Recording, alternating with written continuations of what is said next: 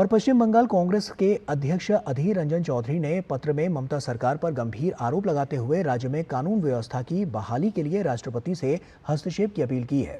पत्र में कहा गया है कि राज्य में अघोषित आपातकाल है और मौलिक अधिकार बस एक सपना बनकर रह गया है। अधीर रंजन चौधरी ने पत्र में लिखा कि पश्चिम बंगाल की स्थिति लोकतांत्रिक समाज के लिए अच्छी नहीं है। उन्होंने लिखा कि राज्य में सत्तारूढ़ दल के क्रूर रवैये के कारण पश्चिम बंगाल में अराजकता की स्थिति है। राज्य सरकार का विरोध करने वाले विपक्षी दलों के लोगों को निशाना बनाया जा रहा है। पत्र में लोकसभा चुनाव के दौरान टीएमसी विरोधी दलों पर हुए अत्याचार का जिक्र किया गया है।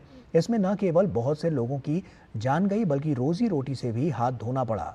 अधीर रंजन चौधरी ने संदेश खाली की घटना के साथ साथ लोकसभा चुनाव से ठीक पहले मुर्शिदाबाद में दंगे कराए जाने का भी उल्लेख किया ताकि वोटरों का ध्रुवीकरण हो सके।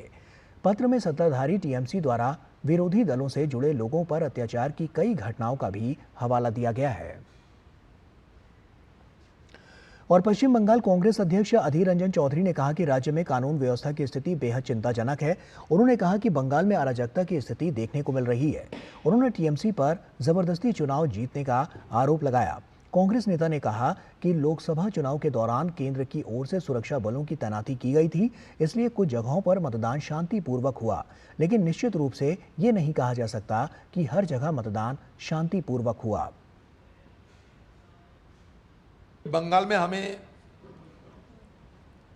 जिस तरह की अराजक स्थिति की सामना करना पड़ रहे हैं, चाहे चुनाव हो या चुनाव ना हो।